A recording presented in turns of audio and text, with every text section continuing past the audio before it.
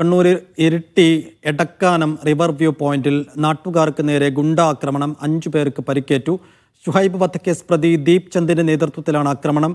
ആളുമാറി മർദ്ദിച്ചെന്ന് police. Sunil, Sunil, എന്താണ് സംഭവിച്ചത്?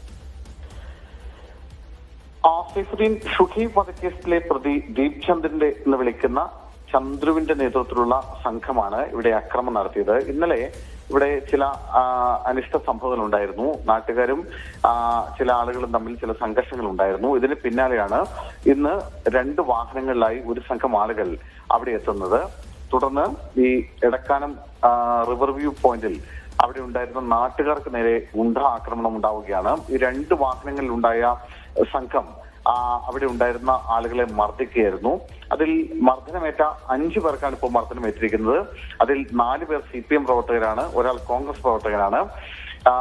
നമുക്ക് ലഭിക്കുന്ന വിവരം അനുസരിച്ചാണെങ്കിൽ അക്രമികളുടെ ഒരു വാഹനം ഈ നടത്തിയതിനു ശേഷം തിരിച്ചു പോകുന്നതിനിടയിൽ മറിയുകയും ചെയ്തു.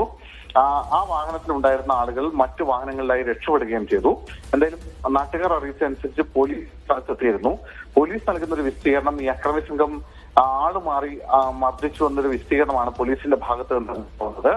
എന്തായാലും ഈ ഷുഹൈബ് വധക്കേസിലെ പ്രതിയായിട്ടുള്ള 1-ാം പ്രതി ആകാശ് തില്ലങ്കേരി അടക്കമുള്ള ആളുകളുമായി ബന്ധമുള്ള ആളാണ്, വളരെ സൗഹൃദമുള്ള ആളാണ് ഈ നിലവിൽ ദീപ് ചന്ദ്. ഈ ദീപ് ചന്ദിന്റെ നേതൃത്വത്തിലുള്ള ഗുണ്ടാ സംഘമാണ് ഇവിടെ ആക്രമണം നടത്തിയത്.